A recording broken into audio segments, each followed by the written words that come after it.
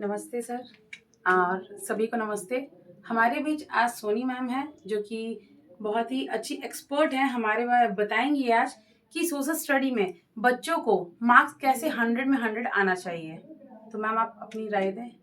Thank you so much ma'am, जो आपने मुझे अपॉर्चुनिटी दी।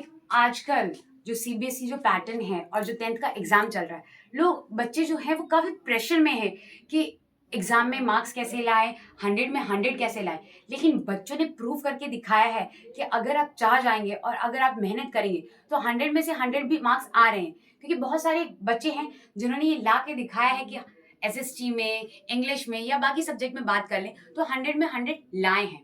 तो इसके लिए करना कुछ नहीं है। सबसे पहले आप अपने माइंड को गाइड कीजिए कि हम ला सकते हैं। सबसे पहले आप पॉजिटिव होइए, क्योंकि अगर आप किसी भी चीज में अपने आप को पॉजिटिवली देखेंगे तो आप कुछ भी कर सकते हैं, क्योंकि दुनिया में कुछ भी इम्पॉसिबल नहीं है मैम। बच्चों को सबसे पहले किसी भी चीज के लिए सबसे पहले स्टडी प्लानिंग, क्योंकि हम लाइफ में कुछ भी करें, जब तक हमारी लाइफ में प्लानिंग नहीं होगा हम उसे कभी भी एक सही रूप में उसे शेप नहीं दे पाएंगे। बच्चों से यही अनुरोध है कि सबसे पहले किसी भी चीज के लिए आप प्लानिंग कीजिए, स्टडी प्लानिंग कीजिए कि आपको किस टाइम पे क्या पढ़ना है, जिससे आप अपने पांचों सब्जेक्ट को कवर कर पाए। स्पेशली एसएसटी में, अगर हम एसएसटी में बात करें तो आपको एक कंसाइज नोट बनाना पड़ेगा, क्योंकि नोट्स तो होते हैं चैप्टर के, बहुत लंबे लंबे नोट्स होते हैं, लेकिन एट अ शॉर्ट टाइम उस नोट्स को पढ़ना इजी नहीं है। अगर हम रिवीजन करने बैठे और उतना लंबा लंबा नोट्स हो एट अ क्विक मैनर, वो हमसे रिवाइज नहीं हो पाएगा।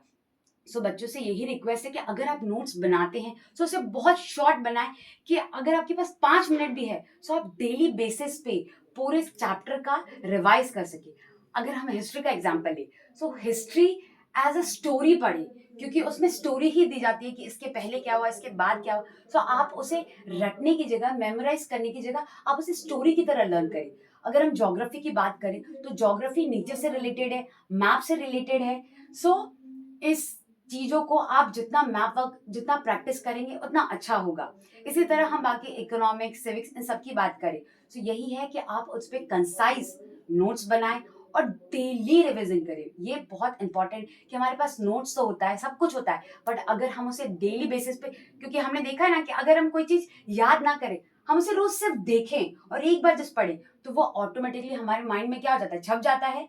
वैसे ही बच्चों से बस ये रिक्वेस्ट है कि डेली बेसिस पे जो आप पढ़ रहे हैं उसे क्लियर पढ़ें और डेली रिवाइज करें। और बच्चों को मैम यस मैम, होता है कि जैसे 2 मार्क्स का है या 4 मार्क्स है, बच्चे क्या करते हैं, वो सारा मतलब जितना वो लर्न किए रहते हैं वो सारा स्टोरी उसी में डाल देते हैं। बस वो उठा के लिख देना, क्या लिखना है ये इनको नहीं पता होता है। तो उसके लिए कैसे बच्चों को गाइड करें। Thank you so much ma'am for the question. ये बहुत सही क्वेश्चन पूछा आपने कि बच्चों को नॉलेज नहीं होती कि 2 मार्क्स के लिए कितना लिखना है और 5 मार्क्स, 4 मार्क्स के लिए कितना लिखना है। बच्चों को हमें स्टार्टिंग से ही गाइड करना है कि अगर 2 मार्क्स है 30 वर्ड्स, 2 लाइन 3 लाइन इनफ होता है 2 मार्क्स के लिए। बट बच्चे क्या करते हैं कि बेसिकली होता क्या है कि बच्चों को वो 2 मार्क्स का आंसर ज्यादा आता है, तो वो सोचते हैं कि हम उसमें ज्यादा लिखेंगे तो शायद ज्यादा मार्क्स मिलेगा। कंफ्यूज हो जाते हैं, कंफ्यूज हो जाते हैं कि लेंदी आंसर होगा तो मार्क्स ज्यादा मिलेंगे। लेकिन ऐसा नहीं होता। 30 वर्ड है तो 30 वर्ड्स में ही लिखना है। आप उससे ज्यादा एक्सीड करेंगे कोई फायदा नहीं होता, वो सिर्फ टाइम वेस्टिंग होता है। हमें बच्चों को यही सिखाना है कि जितना पूछा है आप टू द आंसर दे, क्योंकि टू द पॉइंट बहुत इंपॉर्टेंट होता है लिखना।